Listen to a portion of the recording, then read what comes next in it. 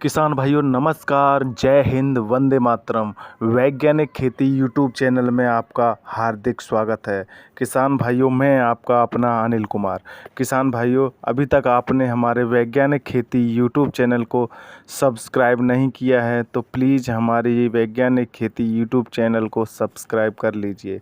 किसान भाइयों, अगर आपको यह मेरा वीडियो पसंद आए तो वीडियो को लाइक करें, कमेंट करें और ज़्यादा से ज़्यादा किसान भाइयों तक शेयर करें।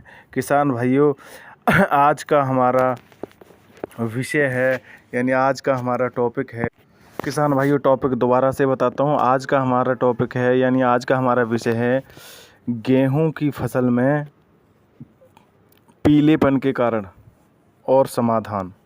किसान भाइयों, टॉपिक दोबारा से बता रहा हूँ। गेहूं की फसल में पीलेपन के कौन कौन से कारण हो सकते हैं और उनको कैसे हम दूर कर सकते हैं, यानी कैसे उनकी समस्या समाधान कर सकते हैं। आइए किसान भाइयों शुरू करते हैं। किसान भाइयों, गेहूं की फसल में पीलेपन के कई कारण हो सकते हैं। किसान भाइयों, पहला कारण है फसल चक्र का न अपनाना। किसान भाइयों, जिन खेतों में फसल चक्र नहीं अपनाया जाता उन खेतों में ये समस्या ज़्यादा देखने को मिलती है। किसान भाइयों, गेहूं की फसल में ज़्यादा पीलापन देखने को मिलता है। किसान भाइयों, लगातार कई वर्षों से एक ही फसल उगाने से पौधे की ग्रोथ रुक जाती है। किसान भाइयों, जो भी पोषक तत्व हम पौधे को देते हैं वह पौधे को नहीं मिल पाते हैं। किसान भाइयों, जो भी खाद हम देते हैं वो पौधे को पूरी मात्रा में नहीं मिल पाती है, जिसके कारण हमारी गेहूं की फसल में पीलापन देखने को मिल सकता है। जब पौधे को किसान भाइयों पोषक तत्व नहीं मिलेंगे तो हमारी पौधे में क्लोरोफिल का निर्माण नहीं हो पाएगा। किसान भाइयों, बुवाई से पहले अपने खेत में गोबर की खाद का प्रयोग अवश्य करें, जिससे हमारी ज़मीन की, यानी हमारी जो मिट्टी की जो उर्वरा शक्ति है, यानी जो ताकत है, वो अच्छे से बनी रहे। किसान भाइयों, दूसरा कारण है कि हमारे गेहूं की फसल में दीमक भी हो सकती है। हमारी फसल में दीमक भी हो सकती है। किसान भाइयों, गेहूं के पौधे को उखाड़ कर देखें तो आपको पता चल जाएगा कि उसकी जड़ें लाल हो रही हैं और जड़ सूख रही हैं, तो दीमक के कारण हमारी फसल पीली पड़ रही है। किसान भाइयों, यह दीमक हमारे पौधे की जड़ों को क्षतिग्रस्त करती है, नुकसान पहुंचाती है। इसके कारण पौधा जो हम पोषक तत्व देते हैं वो लेने में असक्षम होता है, यानी वो ले नहीं पाता। किसान भाइयों, तीसरा कारण है गेहूं की फसल में अधिक पानी भरा रहना। कई बार किसान भाई गेहूं की फसल में ज़्यादा पानी लगा देते हैं तो उसके कारण भी हमारी गेहूं की फसल में पीलापन किसान भाइयों देखने को मिलता है। किसान भाइयों, ज़्यादा पानी लगाने से जो हम पोषक तत्व देते हैं वो ज़मीन में अंदर चले जाते हैं, पौधे की ग्रोथ रुक जाती है। किसान भाइयों, खेत में ज़्यादा पानी भरने से सभी पोषक तत्व नीचे चले जाते हैं, वह हमारी फसल को नहीं मिल पाते हैं। इसके कारण हमारी फसल जो भी ग्रोथ है, जो भी जो पोषक तत्व दिए हैं हमने, वो हमारी फसल में उनकी कमी दिखाई देती है और हमारी फसल में पीलापन देखने को मिल सकता है। किसान भाइयों, अगला कारण है नाइट्रोजन की कमी से। किसान भाइयों, नाइट्रोजन की कमी से भी हमारे गेहूं की फसल पीली पड़ जाती है। किसान भाइयों, नाइट्रोजन की कमी से भी गेहूं की फसल में पीलापन देखने को मिलता है। नाइट्रोजन की कमी से गेहूं की पुरानी पत्तियां सूखने लगती हैं और उनमें पीलापन दिखाई देता है। किसान भाइयों, आपको समझना चाहिए कि हमारी फसल में नाइट्रोजन की कमी है।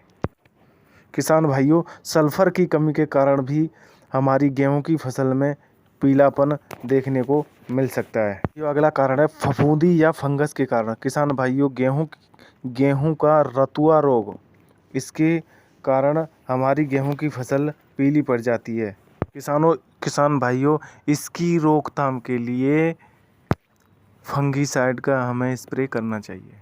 किसान भाइयों, ये तो हो गई समस्या। अब इसका समाधान कैसे करें, ये आप ध्यान से सुनें। किसान भाइयों, आपको फसल चक्र अवश्य अपनाना चाहिए और अपने खेत में देसी खाद या गोबर की सड़ी खाद जरूर डालनी चाहिए। किसान भाइयों, हमारे खेत की जो ताकत है, जो उर्वरा शक्ति है, ताकि वो अच्छे से बनी। किसान भाइयों, हमें अपनी फसल में सिंचाई लगभग 15 दिन के अंतराल पर करनी चाहिए, क्योंकि किसान भाइयों अभी सर्दी का समय है, हमारी फसल में इतनी पानी की आवश्यकता नहीं है। जल्दी जल्दी पानी लगाने से हमारी फसल की ग्रोथ रुक जाती है किसान भाइयों, हमारी फसल दब जाती है। किसान भाइयों, अपने खेत की मिट्टी को थोड़ा भुरभुरी या दिखाई सिंचाई करनी चाहिए। किसान भाइयों, जल्दी जल्दी सिंचाई करने से बचें। किसान भाइयों, दीमक की रोकथाम के लिए आप इन दवाओं का प्रयोग कर सकते हैं। किसान भाइयों, पहली दवा है क्लोरोपाइरीफॉस 50% EC, मात्रा 300 से 400 ml प्रति एकड़, 200 लीटर पानी में घोल बनाकर स्प्रे करें। भाइयों, दूसरी दवा है फिप्रोनिल या रीजेंट, मात्रा 8 किलोग्राम प्रति एकड़, 20 किलो मिट्टी या रेत में मिलाकर समान रूप से अपने खेत में बिखेर कर छिड़काव करें और हल्की उसके बाद सिंचाई भी करें। किसान भाइयों, अगली दवा है कॉम्फिडोर यानी इमिडाक्लोप्रिड 17.8% SL।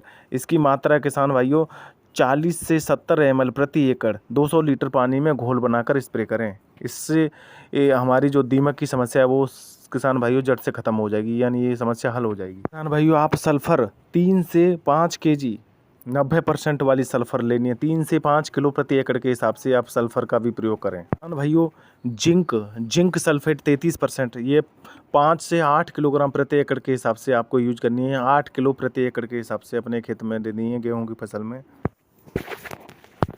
भाइयों, नाइट्रोजन के लिए आप 40 से 45 किलोग्राम प्रति एकड़ के हिसाब से यूरिया का छिड़काव करें। किसान भाइयों, एक अच्छे फंगीसाइड का भी प्रयोग कर सकते हैं आप।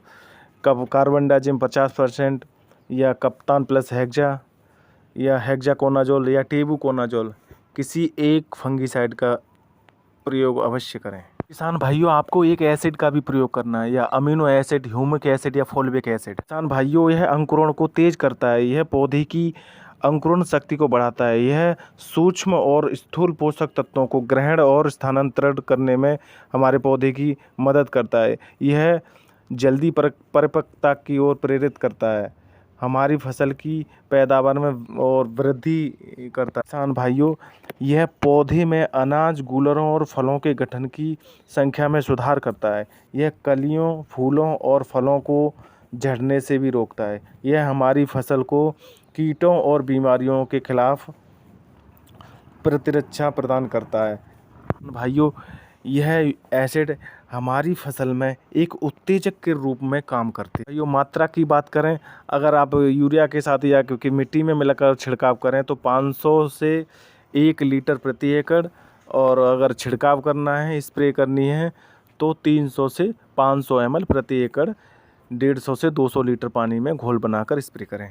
किसान भाइयों, अभी तक आपने हमारे वैज्ञानिक खेती यूट्यूब चैनल को सब्सक्राइब नहीं किया है तो प्लीज़ मेरी हाथ जोड़कर रिक्वेस्ट है, हमारे वैज्ञानिक खेती यूट्यूब चैनल को सब्सक्राइब कर लीजिए। ऐसे ही मैं आपको नई नई जानकारियाँ देते रहेंगे। किसान भाइयों, नमस्कार, जय हिंद, वंदे मातरम।